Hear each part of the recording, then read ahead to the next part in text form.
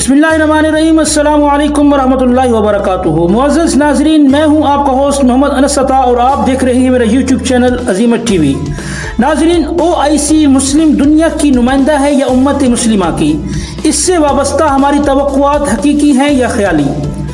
उम्मत मुस्लिमा एक रूहानी और मजहबी तस्वुर है। इस ज़मीन पर आबाद हर आदमी जो नबी पाक सल्लल्लाहु अलैहि वसल्लम को आखिरी नबी और रसूल और इस्लाम को अपना दीन मानता है, इसमें शामिल है। भारत के करोड़ों मुसलमान इसका हिस्सा हैं और अमेरिका के लाखों मुसलमान भी इसका हिस्सा हैं। नाज़रीन, आलम इस्लाम से मुराद वो रियासतें हैं जहां मुसलमान अक्सरियत में हैं और ज़िम्मा कार उनके हाथ में है। आलम इस्लाम की यही तारीफ मारूफ है। OIC उन ममालिक की नुमाइंदा है, उम्मत मुस्लिमा की नहीं। मुअज़्ज़ज़ नाज़रीन, मुस्लिम ममालिक की तश्कील कौमी रियासत के मॉडल पर हुई है। तमाम मुसलमान ममालिक दरअसल कौमी रियासतें हैं, ऐसी रियासतें जिनकी असास नस्ल और जोग्राफिया है। सऊदी अरब अरबों का मुल्क है और तुर्की तुर्कों का। ये असास इन ममालिक के मफादात का तयन करती है। ये ममालिक जो हिकमत अमली इख्तियार करते हैं उसका ताल्लुक उनके कौमी मफादात से होता है।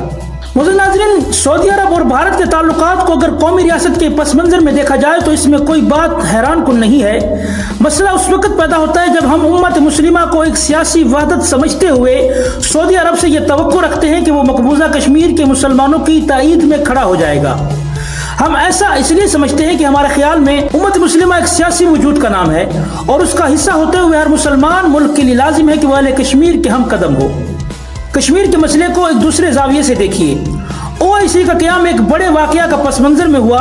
यह मस्जिद अक्सा को आग लगाने का वाक़या था। इस पर मुश्तरका रद्द-ए-अमल के लिए आलम इस्लाम की एक कॉन्फ्रेंस बुलाई गई जो OIC के तस्वुर में ढल गई।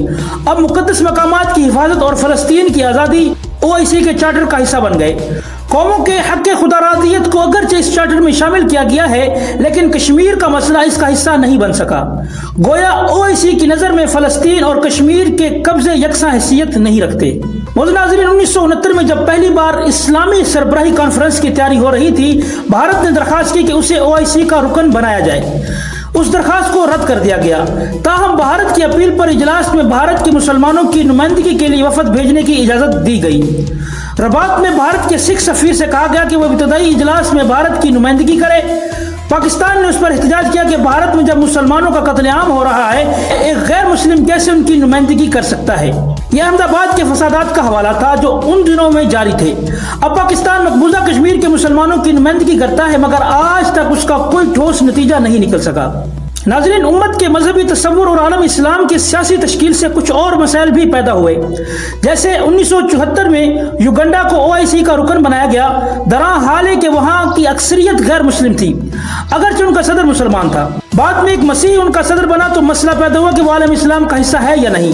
1981 ईस्वी में तीसरी इस्लामी सरबराही कॉन्फ्रेंस का इफ्तिताही इजलास बैतुल्लाह में रखा गया।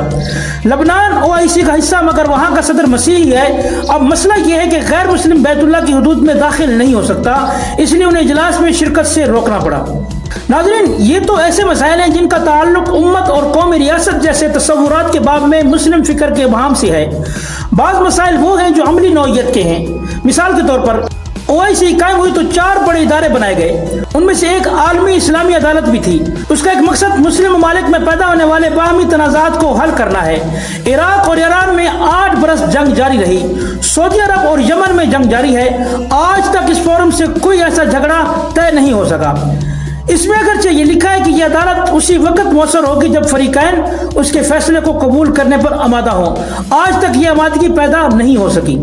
मुअज़्ज़ज़ नाज़रीन, फ़लस्तीन का मसला चार्टर का हिस्सा होने के बावजूद जिस नहज पर आगे बढ़ रहा है वो हमारे सामने है। इसराइल को तस्लीम करने के बाब में आलम इस्लाम की अमायदगी बढ़ती चली जा रही है। अरबों की मज़ामत खत्म हो चुकी। तुर्की इसराइल के साथ अपने ताल्लुकात को बेहतर बना रहा है। गोया एक मसला चार्टर का हिस्सा होते हुए भी गैर अहम हो गया है। इस्लामाबाद में होने वाली कॉन्फ्रेंस में मतन तो दूर, हाशी में भी मसला फ़लस्तीन दिखाई नहीं दिया।